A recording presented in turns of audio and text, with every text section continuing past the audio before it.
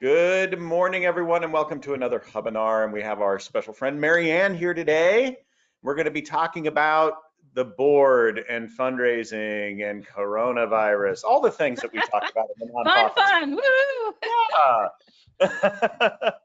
Well, I don't want to get in your way. I just want you to go ahead and get started if you're ready to roll.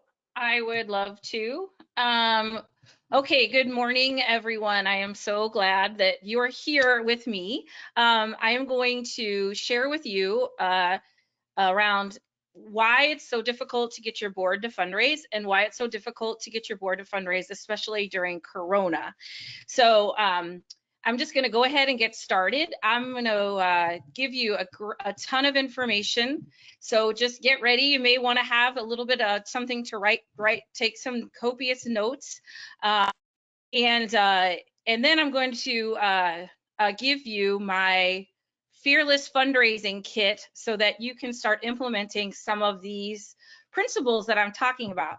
So just for logistics, I'm going to walk through, I'm going to tell you a little bit about my story and my philosophy and how I developed the money mindset and fundraising principles that I'm going to share with you today and why it's so important. I'm going to talk a little bit about why fundraising is so hard and what's really going on when we struggle with that. And then I'm going to give you five stories that your board may be telling you around why you can't fundraise. And we're going to talk about how to break through that limited thinking so you can engage more. So I promise by the end, you will have lots of actionable items for you to take forward and carry forward into your daily work around how can you encourage others to fundraise more. All right, Randy, does that sound amazing? It sounds amazing. Okay, I am so ready. So you want to make an impact. Let's just ground ourselves in this. You want to make a difference in the world. Your organization wants to make a difference in the world. And I want you to make a difference in the world now more than ever, because we are in a time where we all have to step up into greater leadership. Every single one of us is called to do a little more than we've done, because the circumstances around us dictate that we all just need to give and be a little more. And that's the impact. Well, in order for your organization to have a greater impact, you need the income, right? You need that money. And how do you get that money? You get that money through influence. And what I mean by influence is your ability to enroll people in the vision that you have for the future. And so I teach a course in influence, and influence meaning how can you get people you have no authority over to do what you want them to do. In your board relationship, they lead you, and yet there's often this parent-child relationship, right? Like if the board were the parent and you were the kid, there's a lot of children parenting the parents, right? You have to lead and guide them, but in a way that also honors the leadership they have of the organization. So it's the tricky part of this influence that I'm going to teach you. And it kind of colors the relationship. And so in creating influence, sometimes you're hesitant to really say what's going on, to speak the truth of a situation, because they are above you, they are the authority. Yet when we can create influence with them, which means that they are going to do what you want them to do, and it's their decision to do it, that's when you can really bring them along. So in these principles today, I'm going to teach you that. But we need influence to gain income, and we need the income to create impact. But it starts with influence, and that influence starts with each one of us, including you. So now I'm going to talk today about something called money mindset. Money mindset means that how you think and feel about money is based on how much money you're going to have. So if a lot of times our personal relationship with money or our organization's relationship with money is actually dictating the choices that we make. We're making choices based on the money stories that we believe to be true instead of what's actually true in the world. So I'm going to talk a lot about money mindset. I teach about money mindset, and I'll tell you that I've been working in nonprofit for more than 25 years. I say more than 25 because if I told you how long, I'd feel really old, but it's more than 25 years.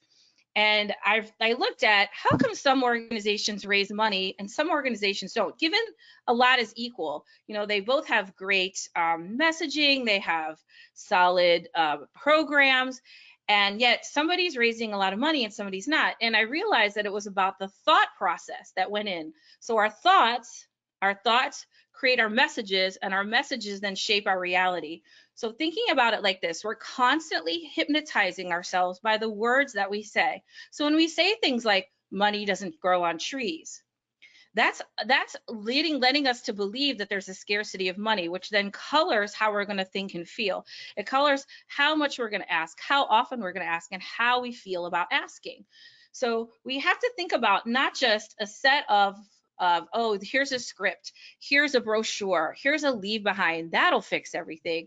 But thinking about how do we think and feel about money? What's our relationship to money? What's our relationship to fundraising? If we think fundraising is a burden, and then it's never an appropriate time to burden somebody, and certainly not during Corona. If we think fundraising is a gift, then it's always a good time to give a gift. And so that's kind of what's showing up right now is because of coronavirus, because we lost events, because everything, we have to adjust everything we do. Now we have to think about, okay, if we have to adjust, what are the underlying, it's sort of like stripping bare these underlying beliefs that we have that we're sort of guiding our thinking, and we can't rely on those stories anymore because they're not serving you, they're not serving your board, and they're certainly not creating more impact so you can serve more people.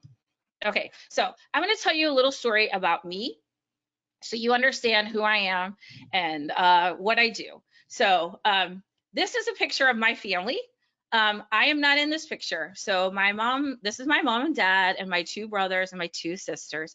And I was born, that's my sister on my dad's lap. I was born 7 years after my sister. My mom had 4 kids in 6 years. 6 years later, hello, I came along. I was a later in life child. And I always felt like a burden to my family. I always felt like I interrupted the path of my family. And for me, this really colored my childhood and also gave me a really strong sense of empathy because I always sort of felt left out and left behind. So fast forward, this is an actual letter that I wrote to my family when I was about 8 years old. This is what I call my first case for giving. But this is how, and this is hilarious. It's everyone got pizza and I had to go to bed.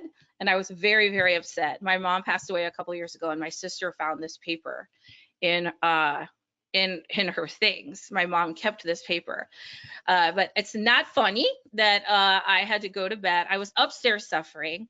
And so this is how I felt a lot. And as funny as this is, it's also really painful because I felt left out and left behind a lot of my life. I felt like I wasn't really supposed to be.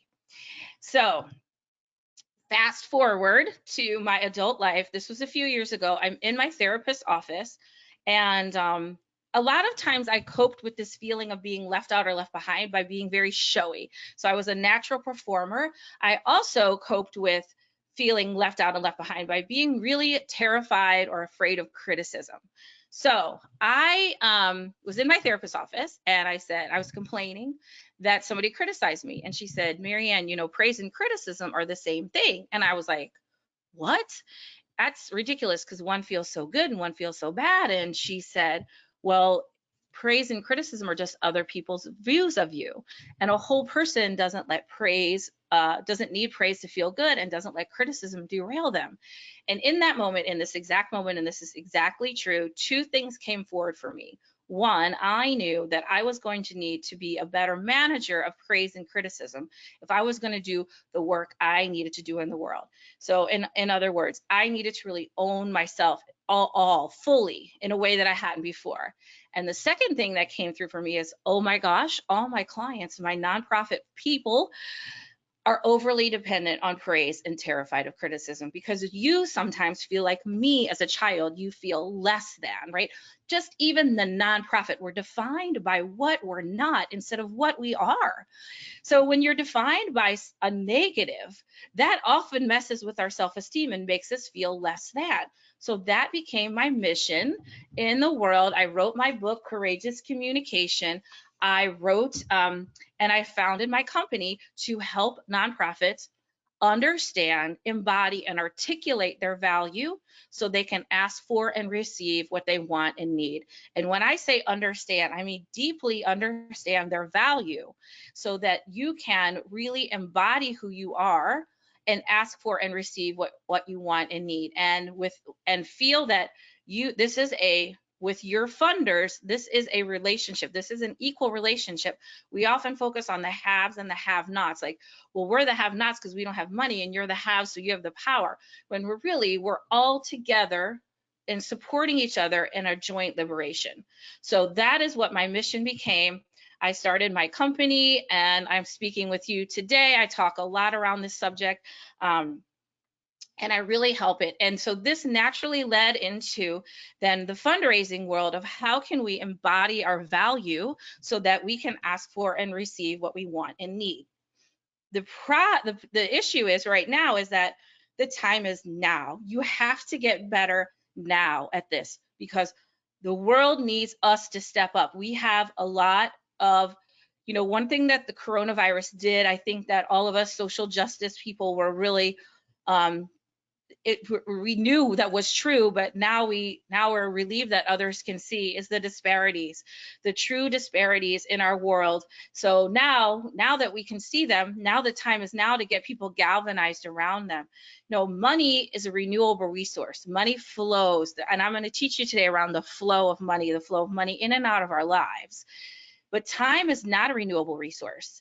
And we often think that money is fleeting and time is not. Oh, I'll do that next week. I'll do that next month. Hey, you know what? It's already almost September. Why don't we just start that next year? And I want you to switch that. And the money will be there. If the money is there, the time is now to start doing and thinking about things differently. And I think that's a lot what our board does. I talk with a lot of people and they say their board wants them to, let's wait and see what happens. Let's wait and see if this goes away. Let's give it a few more months or maybe next year. And that's losing time, and you can't get that back. You can always raise more money, but you can't get more time. So thinking about the time is now and helping people understand that, if all we're doing is building more pathways into our organization. So, hey, if you can't do events anymore, okay, let's increase our individual giving. Hey, and guess what? While we can do events, now we have 2 pathways and we only had 1 before. So it actually is an opportunity for us to strengthen that fundraising muscle. So no matter what happens in the future, we have the foundation of support that we need to create the income that we need to create the impact that we want. Okay, you're with me? Randy, are you with me? I'm with you. Okay. It's tough, like I like to feel people and feel the feedback. So if there's anything in the chat that you want to ask me about or questions, I'll have time for questions, but if there's something burning, I'm happy to address it as I go. So fundraising is always hard. Fundraising is hard because of 3 reasons. 1, money is a trigger. Money's a trigger for all of us, right? It's not polite to talk about money. There's so much around money that is a trigger for us. Then we have the vulnerability that comes with an ask. Okay, so we have the vulnerability of an ask, and then combine that with the opportunity for rejection. That is what I call the trifecta. And those 3 things can be very hard to manage. And this is about, and I love this picture of this little girl because I think this is like a lot about how you feel about fundraising. Those 3 things combined can be very powerful because no one wants to feel rejected. No one wants to feel ineffective. No one wants to feel pushy. And we spend a lot of time and energy not wanting to feel things. And as someone inside an organization, you may spend a lot of time and energy managing the feelings of others.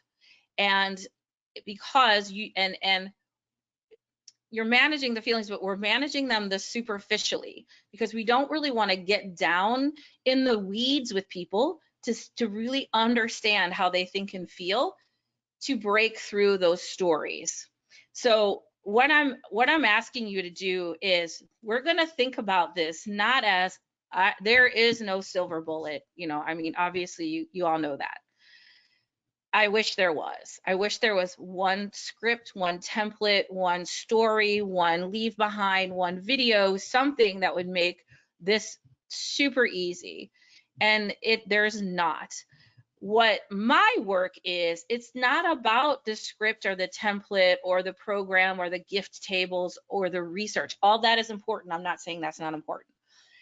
It's just that what makes that work better is the mindset piece. So we have the passion and the practical. You need the practical because you need to get things done, and you need the passion because you need that dedication to the cause. But if you just had passion, you're not going to get anything done. And if it's just practical, then it's all transactional. So it's the marriage of the passion and the practical. And in my work, what I see is most people are working on that practical side. I'm working on the mindset space. How we think and feel about what we do dictates dictates the creation. So our thoughts become our messages become our reality, and it's not the other way around. It's like, oh, if I could just raise more money, then I feel better about fundraising. Money does not solve money problems. If you've ever had, I have a friend who won the lottery. She won the Powerball about 15 years ago. She won the Powerball. There was 11 people who won this Powerball, and they each got about $18 million. And you would think that with $18 million, your life would be so great. Yet most people who win the lottery blow through the money within a couple years. And you would think, why would they do that? Why would they lose all their money? It's our subconscious drives our thoughts, and then that creates our messages, which creates our reality. So if you're not comfortable with that level of money, you're not going to have it for very long. So the idea is to get comfortable with more money. Nonprofits really have a story around scarcity, a scarcity mindset. There's not enough money, there's not enough time, there's not enough donors, somebody's already asked, I don't know where it's going to come from. This scarcity mindset keeps us stuck in this place of fear and reaction. So my job is to help you release yourself from that and focus on abundance and opportunity. Because the more we can do that, the more we are going to be in a space that we can receive money. We put up a lot of energetic blocks to money, and you're thinking, why would we do that? We need our money. But sometimes in nonprofit, there's an underlying tension of resentment around money. Like, I don't want to have to ask for it. I don't like it, but I know I need it. And it's hard to raise what you resent. So, and I'm going to say that again, you can't raise what you resent, because it's this energetic of give me the money, now go away, instead of feeling worthy of investment, feeling comfortable with receiving. And when I teach people in my course around fearless fundraising, I teach people how to receive, even receiving a compliment, a cup of coffee, someone buys you lunch, and you say, oh, thank you so much, instead of, oh, no, I've got this. Oh, no, I've got this. Even from that interaction, that opening up yourself to just receiving can open yourself up to receiving more. And so it's switching the mindset from scarcity and fear to opportunity and abundance, because there truly is enough for everyone. I believe in the limitless abundance of the universe, and that there's money out there. We just have to find it. We just haven't connected with it yet. So there's money out there. The scarcity mentality keeps us stuck, and it keeps us isolated, and it really doesn't serve us or help us support each other. Okay, so I'm going to step back into the past a little bit. In 2008, like, I've been through everything. Like, I've seen a lot. I've seen, 9/11, wars, like all kinds of things. I've been doing this since 1992. So I've been through a lot of stuff, but I'm just going to call it for the last big crisis that we had. What we can learn from the past is in 2008, when the stock market crashed and the housing market and all that, a lot of nonprofits just put the brakes, hard stop on fundraising. They let their development people go. They let their communications people go. They were like, we're not fundraising anymore. It's just not appropriate. Well, here's what we learned. Donors felt like relationships matter. Donors felt abandoned. You're like, wait, all you liked me for was my money, and now I don't have any money, and now you're not talking to me? It's in like, but the nonprofit, their story is, oh, we can't ask because what if you don't have money? We would make you feel bad. And the donor story was, please ask me and please keep communicating and staying in touch with me, because I may not be able to do that now, but I still love you and care about you and want to help you in the future. So we're all coming at this with our own story. The story was, oh, we couldn't ask right now. That's inappropriate. Well, and then what we thought was doing people a favor, which was actually doing them a disservice. Then we learned that serving on a board is a real job. I think before 2008, 2007, a board relationship was more of a status thing. Then board members were not prepared for moving an organization through a difficult economic time. So we realized it's a real job, and we need people to take it really seriously. And then we also learned, if you stop fundraising, you'll stop raising funds. But if you stop asking for money, you're not going to have very much. What happened is the organizations who stayed in it, who stayed with their donors, who kept those connections, recovered much more quickly. Another thing that came out of this that's not on the slide, but I think it's worth mentioning, is the rise of like the social enterprise. Okay, so fundraising got super hard. Hey, maybe we can make stuff to sell. So we were like, we felt really vulnerable as a nonprofit. So we went and said, okay, now so let's what if we created these social enterprises and we made stuff to sell? And then we realized, a lot of nonprofits realized, hey, wait, that's not what we do. That's not what we're about. But that, I feel like that gave rise to that as well, because people didn't want to get, again, ask for money. Oh, if we can sell something, we don't have to ask for money. So I think that trend has sort of passed us by a little bit. But so what I want you to do is think about being fearless. What if you felt comfortable with asking, comfortable with whatever happened? And what if your board felt that way as well? What if you felt so free to ask for what you wanted? And that's what I teach people, is to reframe their thinking to serve them better, to feel strong and confident, and to help their board do the same. So this is what I would love for you. You can go to, this is my gift. It's my Fearless Fundraising Starter Kit. I'll give you, if you would like to right now, I'll give you a couple seconds. Just go to fearlessfundraisingstarterkit.com.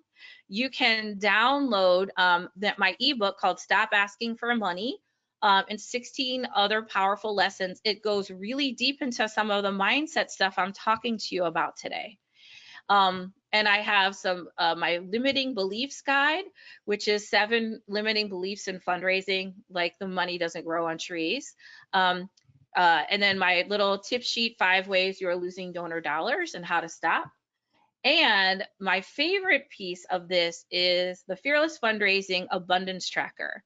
So we want to get better at receiving. And what I ask people to do, and this is what I ask people to do in my Fearless Fundraising course, is to track everything that you receive in your life for 30 days. Because there's so much around you and there's so much to be grateful for. And when you really tap into the abundance around you and the gratitude, you make space for more abundance. So if you want to go there right now and download that kit, and you'll love the ebook. These are wonderful lessons, some of what I'm going to teach you today, and then a lot of new material too. Okay, let's get into it. All right, so here's the big thing. You can't raise money without events. Y'all, we're not going to have events for a while. I mean, let's just accept the fact that it's not happening for a little bit, and that's okay. Because guess what? I'm not sure they were that great anyway, for a couple reasons. One is they take a lot of money and a lot of time. Gala season tends to just unnerve, and they cause burnout. I work with people on marketing and consistency, and gala season is the hardest time to be consistent in your marketing efforts. It causes burnout. But we think we need events. Oh, our donors love events. They love a party. Well, what they love is to feel appreciated, you know? And also, here's the thing, the right people may not be in the room. So this is what I want to share with you. This is a philosophy, committed versus compliant. Committed means that I'm committed to a cause. If you had a dumpster fire, I'd show up because I'm like, I love you all. I am passionate. I am committed.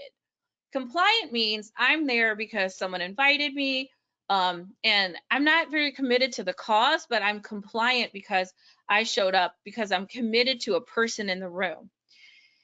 And this has a lot to do with social value versus market value. Market value means transaction, like I give you money, you give me something. Social value is I'm giving you a gift for the greater good.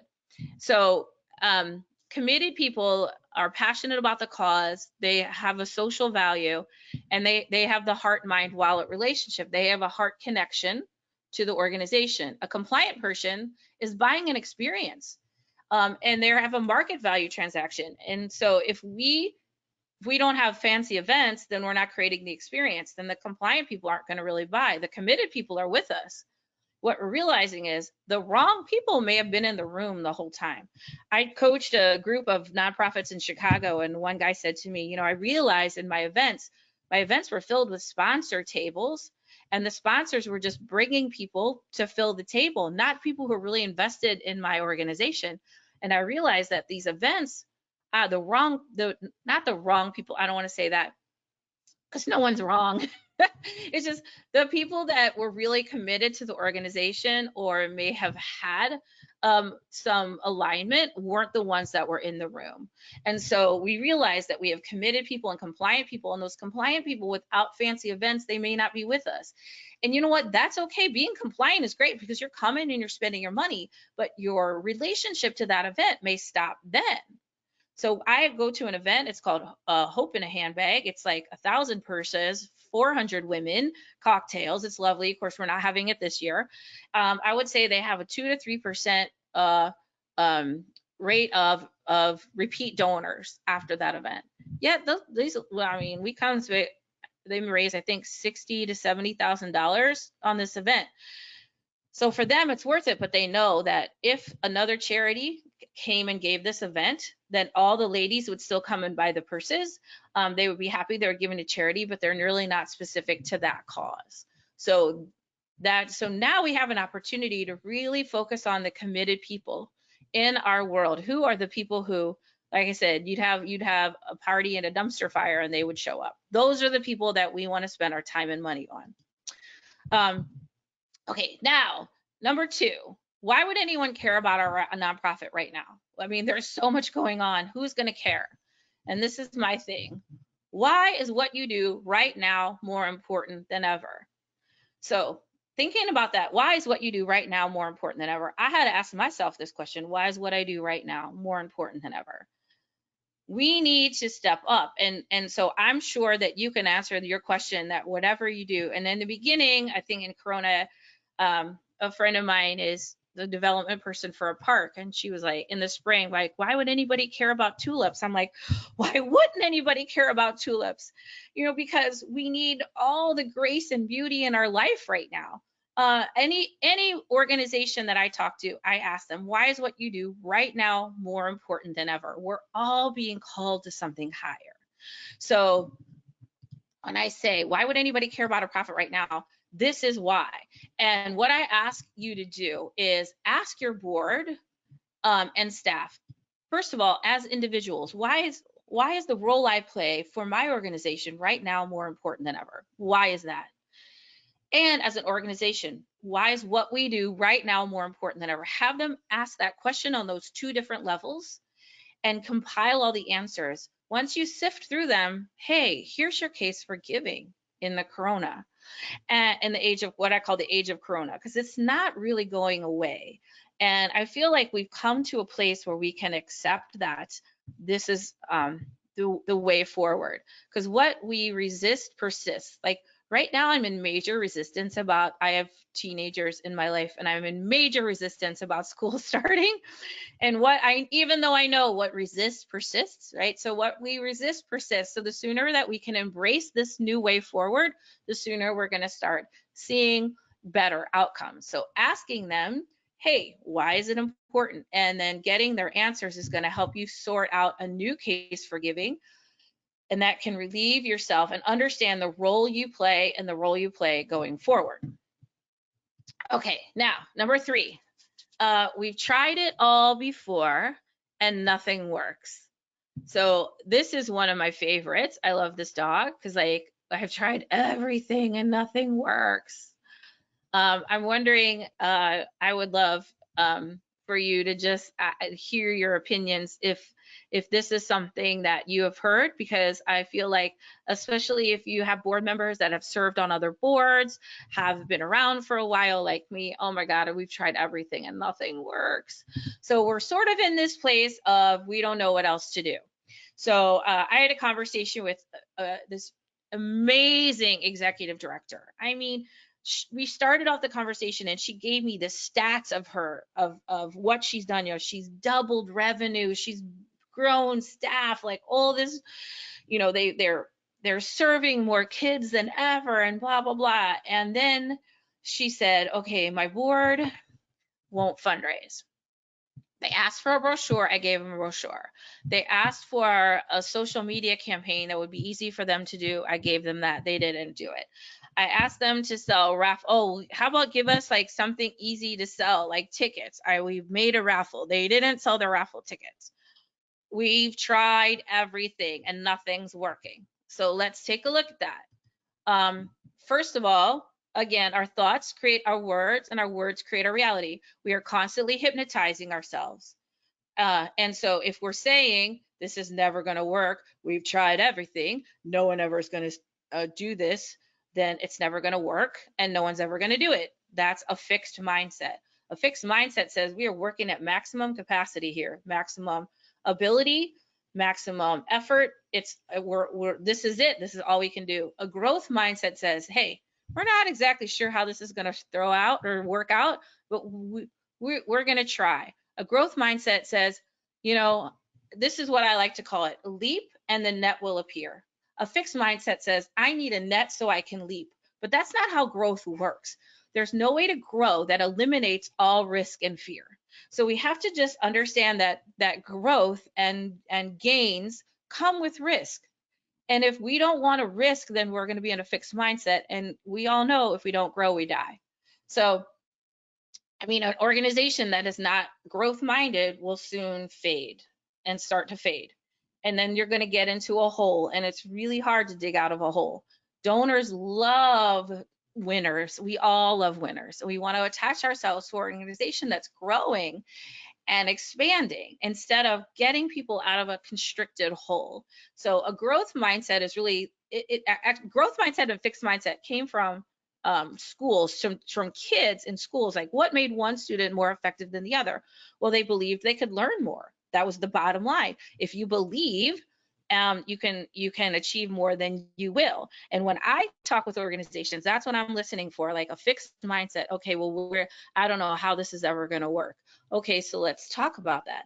And working with an organization with a growth mindset, that's a lot easier for me, because I can really, I'm already halfway through, you know, because the growth mindset, then all I know that whatever I help them implement, it's going to work, because they believe it to be. If you don't, bottom line is, if you don't think it's going to work, it's not going to work. Like, we've all had a friend like, I'm never going to find a right partner. I'm never going to find that job. And guess what? They won't.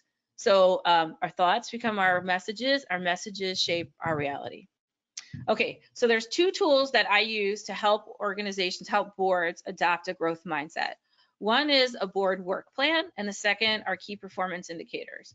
So I use KPIs. I eat my own cooking. So that's what I say. I would never tell you to do something that I don't do myself. That's called embodiment, right? And alignment and integrity. So I I eat my own cooking. And so KPIs, I do KPIs every week, and I encourage you to do that.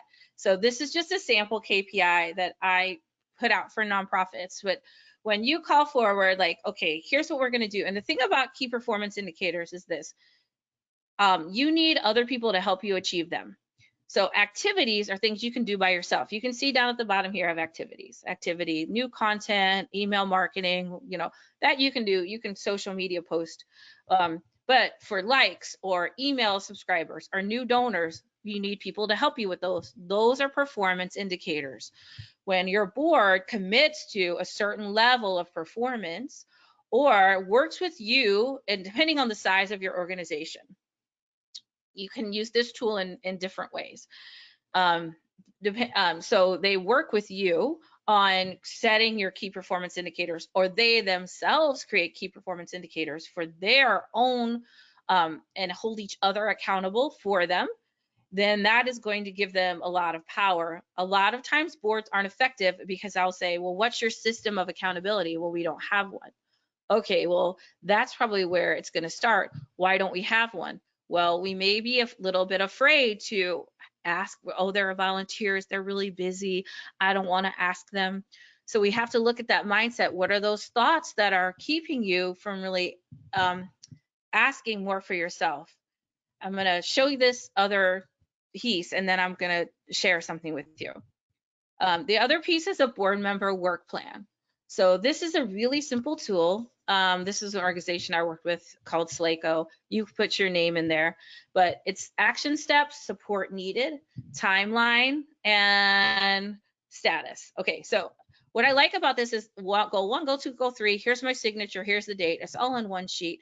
And also what I love about this is the support needed. So I can say, hey, I'm willing to do this. Here's where I could use some support.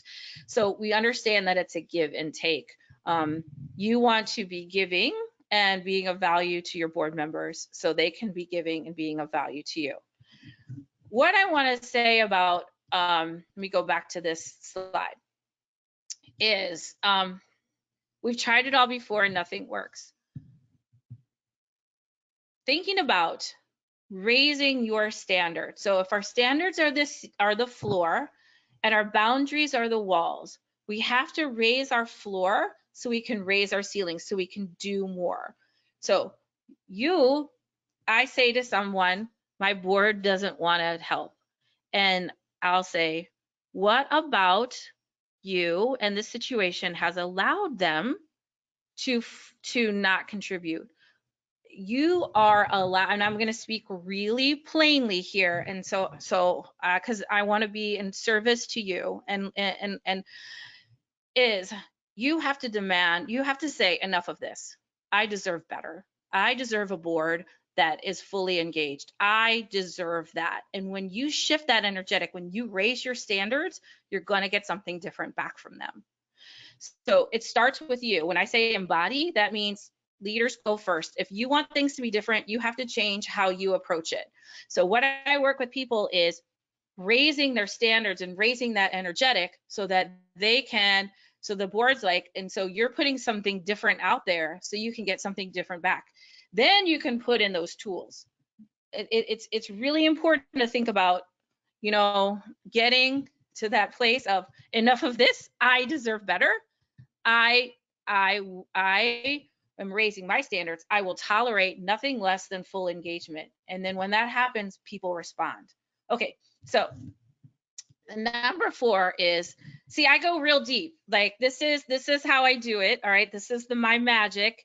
We think about how the energy of which our energy speaks louder than our words. We have to think about the energetic and how it comes across first, then think about the words, and then think about the actions. So 4, it's not appropriate to ask right now. All right, what's about that? So when is it appropriate? What's going on there? Why would it be inappropriate? So money is a trigger. I mentioned before, our subconscious drives our beliefs around money. We're constantly making decisions based on the stories that we learned from 0 to 7 years old, which sounds bananas, and it's totally true. And we don't realize that these stories of either wealth or scarcity fear around money are ingrained in us. And this is why template scripts and formulas don't always work, because it's not addressing those underlying belief systems. And we look at fundraising is a gift. If you think fundraising is a burden, it's never an appropriate time to burden someone. Fundraising is a gift. Fundraising connects us to two things. The two things is our power and our purpose. Our power in the world, which means our assets, our gifts, and our purpose, which is the legacy we want to leave. And in a chaotic time, wouldn't it be great to give someone the gift of connecting to their power and their purpose? And that is what fundraising does. So if you believe that fundraising is a burden, it's never a good time. And so thinking about like why it's not a good time to ask, and what is the energetic, what is the story behind that? And write this down for me. What makes you ask that? Or a variation is, what makes you say that? So when someone says it's not appropriate right now, instead of coming back at them with, yes, it is, and here's why, blah, blah, blah, pause, stop, and say, so what makes you say that? And let them fill in their story, and then keep asking them and probing. So in our culture, we think, okay, you say, I have to say back, ping pong, back and forth, back and forth. What if you stopped? You don't always have to have an answer. You don't always have to have a response. Your job in influence is to help them come to that decision themselves. So if I say, so what makes you say that? Or I need a brochure, because if we could fundraise if I just had a brochure. Great. Tell me more about that. What makes you, tell me more about this brochure. What makes you want this? What do you think it can do for you? Instead of saying, okay, yep, I'll get on that brochure. Have what I call a meaningful conversation. Get a little bit deeper, and I'm gonna share with you about that a little bit more. So here's the stats. People are giving. You know, Steven Shattuck at Bloomerang. I'm sure you all know Steven. He's amazing. I said, hey Steven, how you doing? He's like, I'm great. My clients are great. And people who are asking are raising money. There's money. People are asking. Those who are asking are making it. People are in an incredibly generous place right now. Those who can be are. And so I can show you the stats and the reason, and you know, because that is the truth. That is the logic. But what we need to get through is the barriers of how we feel about the ask. So when I can uncover that, then that is going to allow me to then deal with what's really happening, not what they think is really happening. I'll talk about that a little bit more in just a minute. Okay, so this is the next one. We're capitalizing off a tragedy. I'm in this Facebook group of nonprofit PR communications people. Somebody said, is it appropriate to have a mask with your organization logo on it? And there was quite a discussion around that. Is it appropriate?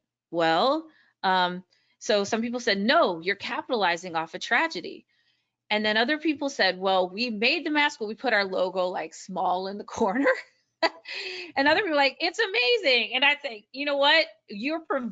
First of all, you're not capitalizing off a tragedy. And thinking about, okay, what is the story that you're telling yourself that, wow, I'm capitalizing off a tragedy.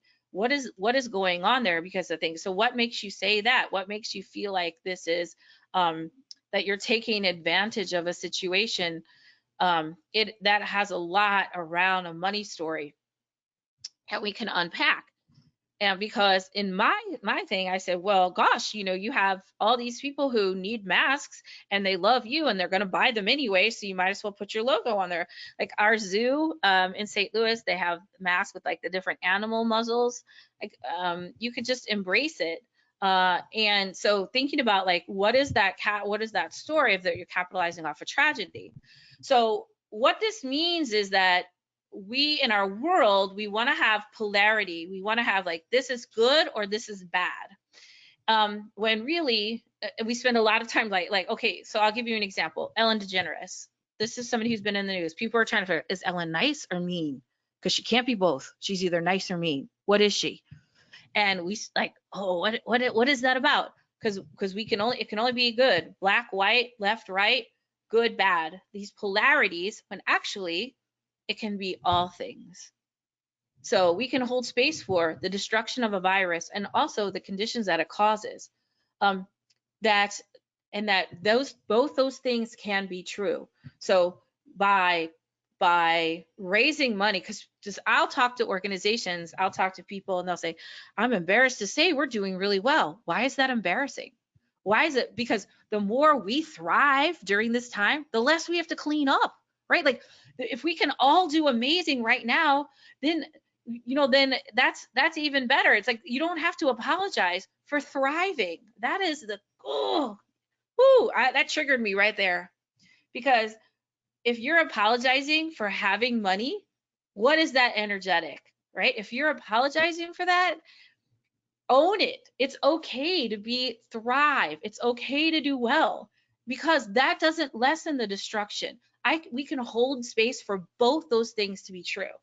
The other issue is comparative suffering. So I can't feel good about what I'm doing if others are feeling bad, when actually there's not a limited amount of empathy. And I can also feel bad for what's happening to me and feel good about what's happening to someone else, and vice versa. So comparative, we have to limit that comparative suffering. Comparative suffering is like huge in nonprofit, like, oh, we have to sacrifice so others can have. Let's fix that. Let's say we can embody the change that we want to see in the world. Okay. All right. Now, here's the thing I want to teach you. It's called the 3 problems. So the 3 problems, you're going to write this down. The first problem is the presenting problem, which is typically a technical problem. So your board member will say, hey, I could raise money. Could you give me a script? I would love to have a script. That's the presenting problem. So then what is the second problem is what we call an operational problem. That goes a little bit deeper. But what is that problem? The problem is they're not feeling really comfortable with fundraising, probably because there's a fear that they're going to get it wrong or they're going to be rejected. So ineffective or rejected. So and then the third problem would be because there's that they don't, and the third problem is a personal problem, and they may not even be aware of that there's a money story in there that's driving those feelings and those choices. So what we want to do is create psychological safety. And what I mean by that is we have to feel safe in order to speak our truth. Once we can speak our truth and release it, then we can create the action around it. So many times around the table, people don't say what's really happening or what they're really thinking or what they really want because the risk is too high. So if you can create what I call psychological safety, that whatever they say, however they feel, whatever's going on with them is okay, they're perfect exactly as they are, then they can feel free to like, whew, okay, now let me tell you what's really going on. Now that we have that out, let's create some action. And we're going to speak from wisdom, not advice. Wisdom means, what can I tell you what I would do if I were you? Or in my experience, not you should do this, you should do that. Let me tell you how to do it. Speak from wisdom and let them make their own decisions about how they want to move forward. So, but thinking about the 3 problems, the main problem, the presenting problem, the organizational, but the personal problem, which knows they know that organizationally they're not effective as they could be, and then the third deeper problem is a personal problem. And when you can tap into that personal problem, then you can really move forward. All right. So reframing. What would a win look like for your organization, right? Crisis brings opportunity. What is your opportunity? What if you could win from this? Is it okay to win? Is it okay to thrive? Is it okay to do well? We have to be comfortable with that or we're never going to do well. So if we can reframe it is, what would a win look like? What would a win look like? Maybe a win looks like maintaining the current donor base. Maybe a win looks like raising as much with individual gifts that you did at your event. Like whatever a win looks like for you, when I can reframe it into a positive, man, we're halfway there. Because now we're creating a proactive growth mindset culture, which we're looking at, hey, we can actually do well, and that's okay. That's going to get you a lot farther than how can we just get through this and survive, and like, please hold our breath and keep our head in the sand till it's all over. Okay, so if this is resonating with you, I would invite you to consider my Fearless Fundraising course. It's online. We meet 2 days a week. I start September 8th. I would love to talk to you more. If any of this resonates with you, you can just go to connectwithmaryanne.com and you can book a time with me, just 20, 30 minutes, because I'm going to tell you, you can't raise what you resent. And that is the bottom line. My work is around mindset. My work is around helping you create better thoughts, right? So you can hypnotize yourself in the way that's going to serve you better. And I teach you exactly how to understand your money mindset, how to understand your organization's money mindset, and how to create a cultural shift in your organization so that you can raise more money. And so, because what I've learned in my 25 plus years of doing it is the tools are great, the scripts are great, the tables are great for a while. They'll work. And yet then you keep going back. Wait, we did that for a while. Now we're off it again. What's going on? Why can't I get these people to move? What's going on? It's about how you think. So we have to address that. We have to look at these money stories, what we're carrying in that are driving our decisions, and how then to reshape it and help them create that influence that you need to bring them along in your vision. Okay, so that is me. Please connect with me. I got 113 people. I would love to connect with you. And whether you decide to take the class or not, I will definitely would love to give you some value around your specific money story. So that is my content, and we have 8 minutes. So I would love some questions, some thoughts, anything. I just bring it. Randy, what do we got? A lot of love. That's what you have here. A lot of people are just like, yes, yes, yes. So Woohoo! yeah, that's a good thing. It is a good thing. Let's see. Any thoughts on about motivating long-term board members that started out strong and now are a little bit tired of fundraising? Sure. So first of all, the biggest way you can have influence is empathy. So first of all, thinking about, yeah, what it feels like to lose fire. So for me, just putting yourself in their shoes and then just having that, what I would call meaningful conversation. So, and I'll teach you how to do this. I'll teach you how to have this. This is just a little bonus content.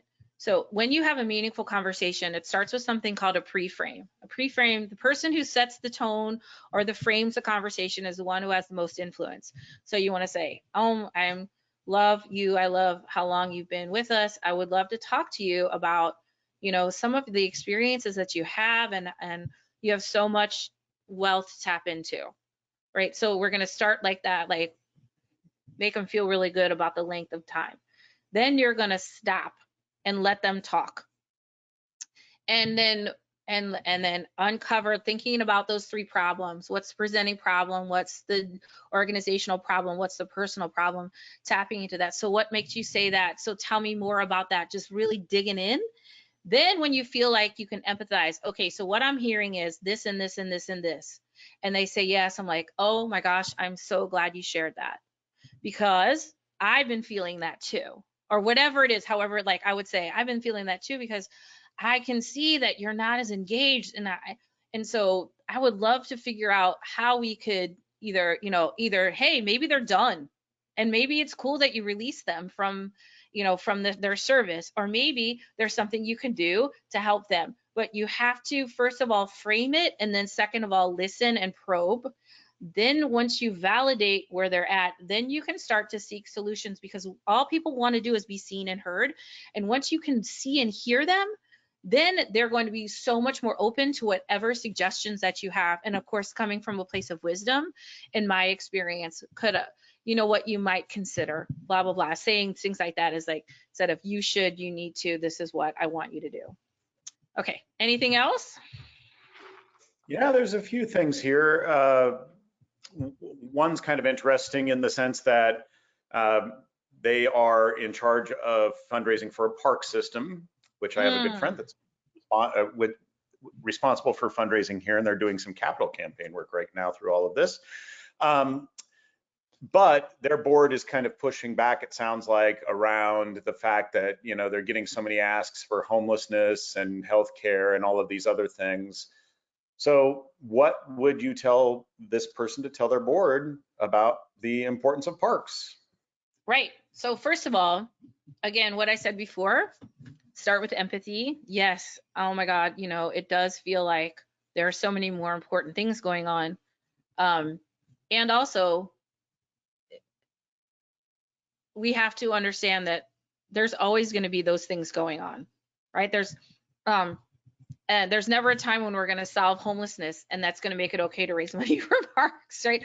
Because that's the comparative suffering again. That's what that really looks like. Oh, we can't raise money because there's people who are suffering over here. So that's the story that we're telling. So in order to reframe that story, I would invite you to use that exercise that I did and see if you can tap into them. Why is what we do right now more important than ever? See if they can connect with that. Like, why is it important to have a park system? What does that mean to people right now? Well, I could tell you, like, parks are more important than ever because we have very few opportunities to socialize, to go places, and parks is one of the safest spaces that we have, right? And so, we can be of service to people in the community because this is something that people can do that's safe, that's socially distant. So wow, and we can be part of people's mental health. We can be a part of, being outside and being connected with nature is good for our mental health. It's good for our bodies when we have, when there's gyms have limited, like our gyms are kind of open, but like, so you're providing recreational opportunities. Are you getting where I'm going with this? So, but I want them to tap into that, and to understand that there's always going to be suffering. And there's always going to be pain, and unfortunately, probably, but I really just come out with them with empathy first, to empathize and validate. Yes, I know it seems really hard. And also maybe using that exercise of, why is what we do right now more important than ever? See if you can't tap into that with them and help them reframe. But there's something deeper going on there that you want to get to. So just hang in there with them and really work on having those meaningful conversations. I would add to that as I have been walking our trails to help cope myself personally, Right. The park system is so equalizing. It's accessible to absolutely everyone, and I see all different walks of life in our parks through all of this. And I think that's powerful for me to think about the fact that it's accessible to anyone and everyone that can be in the park or to be outside, and I appreciate that about the park system as well. So there's another idea that I would throw into that. See? I could be on your board. I know how important it is. Yeah, right. Whoever that was, better be following up with Randy. I have enough boards right now. All right, we still have 105 people on the call, and I know. And speaking of that, I'll talk if you want, just give me some questions. I'll give you a couple more questions. Do you have any board training? Like, this is great for us as professionals to hear, but can we have some sort of outside board training? Do you know of any thoughts around that? Well, me. Yes, that's what I do. I don't know. You're not quite fun enough for me, Maryanne. So what I really do is, in this fearless fundraising, I have the course for individuals, and in my individual course, I'll teach you how to work with your board, and also I work with boards. So I'm working with a couple of boards, teaching them, helping them understand the money story that they're carrying individually and as a group, and creating that psychological safety to really tap into what's happening. Because it's like feelings and stuff, and we tend to spend a lot of time and energy avoiding feelings. And so really helping them tap into that and tap into those stories so we can move past them. So yes, I do that. I'm here to serve. So, but yeah, if you want to, whoever asked that, please just, go to connectwithmaryanne.com and I can tell you more about what that looks like and how I could possibly help. And if I can't help, maybe I'm for sure send you along to someone who can. Okay, I'm on a board that talks everything to death and they're afraid to move. Everything gets tabled. What do we do? Yeah, you can't move a parked car, can you? So that for me, what can you, is this you, Randy, specifically, or is this a question someone asked? That's a question someone asked. I cannot stand to be on boards that table. I'm a man of action. And Yeah, so that would drive me yeah, absolutely bonkers. for sure. I actually am hosting a retreat in a couple weeks with a board that is really good at tabling stuff. And so and my first question is, and I probably know the answer already, but I'm going to ask the question is, what is your system of accountability? Because I bet you don't have one, or if you have one, it may need to be a little more robust. So asking you like that, either what is that a system of accountability, and it can look at so many different ways. It just has to be there. They have to feel accountable. And then also then understanding that, tapping into that energetic of risk. So when we table, that means we're afraid that we're going to do something wrong and that there is going to be a wrong outcome. That's a fixed mindset. That means, oh my gosh, if we try it and it doesn't work, wow. Okay. And so the thing I want you to do the most is thinking about listening to the fixed mindset stories that are coming forward. So thinking about like, oh, they say, oh, we can't do that. It's like, that would be too expensive. That would be too much. What if that's a risk? We need to study that a little more. What that's saying is, if we do something wrong, we can't get out of it. So, and we want to just release that and say, we're going to be fine. So I'm going to go deep here for a second. So stay with me. You know, we need to feel safe and supported in order to act. So there's something in there that they're not feeling safe and supported, because if they think they act and they screw up, then that's going to be a huge problem. But what I know for sure is you're going to be okay. I'm okay. We're already okay. We are okay right now. We are safe and supported. So creating that safe, supportive atmosphere so that they feel free to move on decisions, coupled with a system of accountability, can be really very powerful without knowing much more about the situation. But that's really what I look for. I look for the mindset, and then I look for a strategy, because there's something in there where they're like, yeah, because the risk is too high. So we gotta keep thinking. We're never gonna switch into that doer mindset, because what if we do and we get it wrong? So nothing's ever wrong. Everything is a lesson to learn. So what I call imperfect action. It's okay to be imperfect action.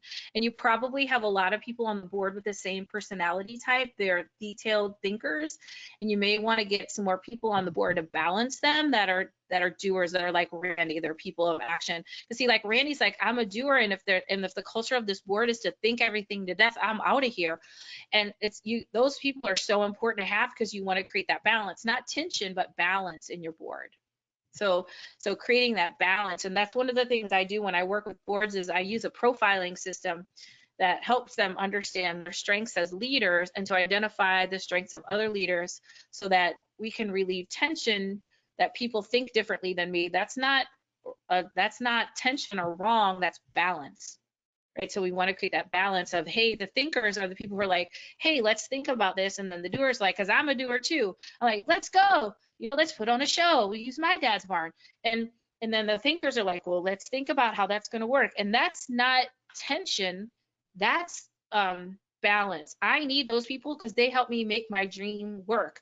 And those thinkers need me, because without people like me and Randy, they would be stuck in thinking mode. So we need that balance, and that's probably what's missing. Yeah, every good team has balance. If we had all these visionaries, I need someone to put down a task list and say, okay, enough. Let's stop thinking about this. Let's start Right.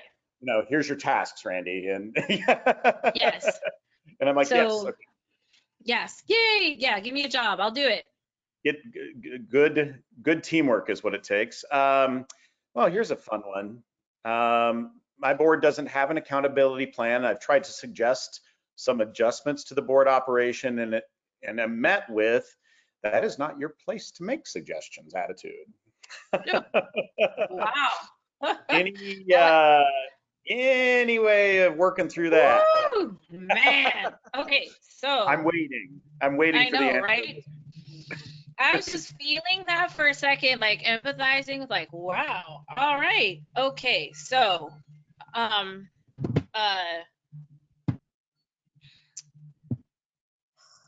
first of all, I like how you said I was trying to suggest. So thinking about that language of like trying to suggest. So I'm just going to tell you what's coming through for me, which is that the language of trying to suggest like okay, so and then they established no, that's not your place. Okay, so let's talk about that. All right, so it's not your place, so what is your place? So my question would be, um, so what makes you say that that's not my place? What do you see my role being? How do you see me fitting in? So I know that was an ego because I felt that in my ego. Like I felt like, oh, don't tell me it's not my place. Because you're probably the ED of this organization. Like, don't tell me that's not my place. So we're going to set that aside. We're going to set the ego aside for a second. Go back in with empathy. All right, I hear you. So tell me more about why you think that wasn't my place to suggest. Tell me more about what you think my role is. Because then what happens is then I can, because here's the thing, they put you down, right? They said, you're trying to raise your standards. And they said, oh, there's like a fly in here sometimes. I'm so sorry. They're trying to raise your standards and they put you back down. And you're going to say, nope, God bless. You're going to say, no, here's my standards. I deserve better. You do deserve better. Whatever's happening, you deserve to be fully supported. So so then you got to go back in and be like, okay, we're going to try again because these are my standards. And when you come into that, I'm trying to suggest all right, let's talk about this as peers, this meaningful conversation. And I'm going to tell you, whoever asked this question, I would love for you to connect with me on this and tell me how it goes. If it's not scaring you a little bit, you're not having a meaningful conversation. So you may need to take a deep breath and go back in and say, so tell me more about why you don't feel like this is my role, and tell me more about what you feel like my role is.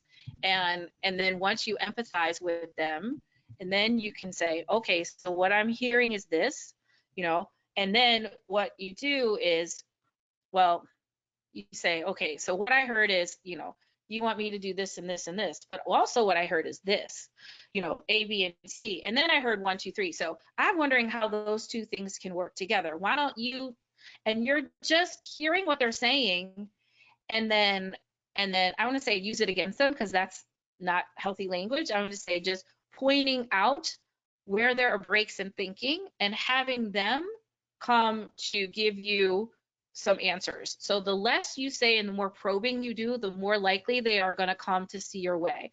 So when you come in with a suggestion, people say, oh no, they're going to swat you back. When you come in service and say, okay, how can I get them to see what I'm seeing? Then they're going to make that decision themselves. Even though you planted the seeds the whole time, doesn't matter. They're going to do what you want them to do. So that's influence, right? I teach a course called Up-Level Your Influence. That's exactly what I teach people to do, is to get someone that you have no authority over to enroll in your vision and they think it's their idea. But it starts with, first of all, it starts with empathy, going in and seeing, okay, I understand what you're saying. Tell me more about that.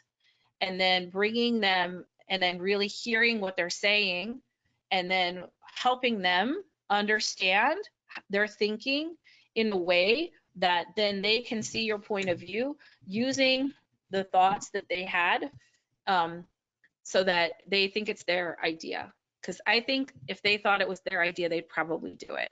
So Yes, that's always a good trick, is getting people to Right. your idea and make it their own. Right. It's like my husband's a scientist. He actually developed a COVID test, and he was complaining like, oh, I said something 6 months ago and no one did it. And then now Ben says it and everyone's going to do it. And I said, well, maybe that was part of the process. You know, maybe they had to hear it from you. And then he created the tipping point. I said, are they doing what you want them to do? And he said, yes. I'm like, so that's the win. Right? Yeah, Like, yeah, he's like, yeah, and but that's it the wasn't because part. I told him. It's because Ben told him. I was like, okay, well, And you that's know, always what I have to remember is the win is, even though it was your suggestion in the first place, but someone else had to say it the right way to make it happen, the win is still, the win my is right, idea was the and best the idea. wheels are turning, right? Yeah, the synapses are firing, and it's all coming together. It just maybe it makes, you know, that another person had to leap on, and then people felt comfortable or whatever. Yeah, yeah. So yeah. All right. Well, Maryanne, as always, I really love talking with you, and I appreciate Hi. your input. And I got a lot of ideas because, you know, this is an age-old issue, and it's an issue that we have to, as nonprofit professionals, keep working on it, keep honing it. Like you mentioned at one point, hey, we were doing this, and then we kind of stopped doing it. And of course, your board turns over all the, you know, constantly. It's an interesting aspect of being in the nonprofit sector, and Yeah, so the board we have to keep structure is working at just it. wacky anyway. Like, why we think we can't lead ourselves is, but it's what we have, and so we just have to work within it. And yeah, so it is, and I have you'll send me the email, but if anybody I will send out a follow-up email with the link to the KPIs and the board work plan. I'll attach those um, to the attendees, you know, who anybody who registered, or I can't remember, but anyway, you'll get it if you want it. I'll send you the KPIs and the board work plan. All And right, and we will be sending a recording as well. So again, thank you, Maryanne. Thanks to everyone, especially those of you that continued to stick around. yeah, Check out cause.camp. Check out our YouTube channel at nonprofithub.org. We got a lot of stuff going on, and we'd love to see you around for that because we have a lot of awesome friends like Maryanne that come help us out. So yes, and thank don't you? you. All right, guys, take care. All right, bye-bye. Bye-bye.